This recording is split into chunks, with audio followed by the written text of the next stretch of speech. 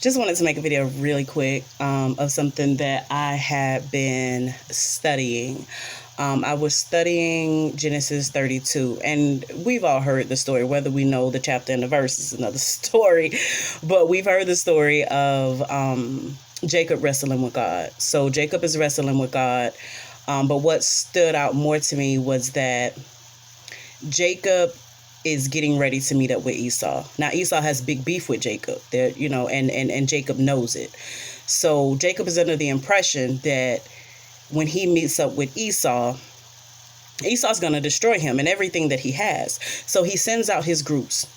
You go that way, you go that way. We're going to split all of this up so that if they get you, then at least they won't get everything. So he sets these big plans in motion. He sends everybody out, and then he stays behind, preparing what he, I guess, considers a last-ditch effort as a gift to Esau to stop him from basically destroying him, because he is really under the impression that Esau is going to destroy him.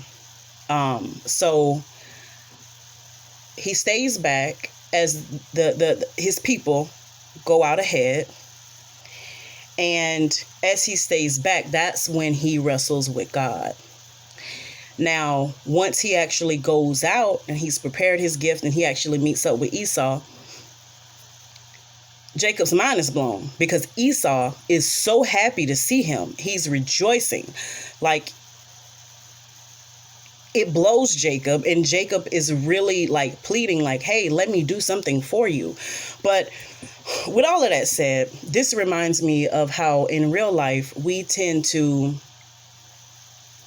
make a plan for a plan. Like, we're facing something, and there's something that we are facing could be disastrous for us. And we make a plan for a plan for a plan. And then we wrestle with God about those plans. But the entire time, God has already seen the outcome, and the outcome is good. And yet, in our human mind, we can't really comprehend or can't grasp that things are going to work out so well for us. So, and let's be real for a minute. Like, we can look at this one of two ways, right?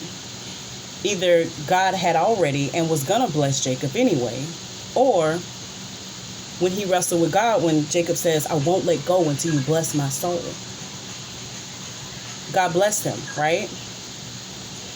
So we can look at that and we can say, okay, Esau reacted that way because Jacob wrestled with God. Or maybe God already had that locked down. Maybe he already knew that when he met up with when he met up with Esau, that it was going to be no issue, that everything was going to work out just the way God designed it. So, and a lot of times when I'm studying, it's for myself. And I hope that instead of making a plan for a plan for a plan, we learn to trust God to be God. He doesn't lie.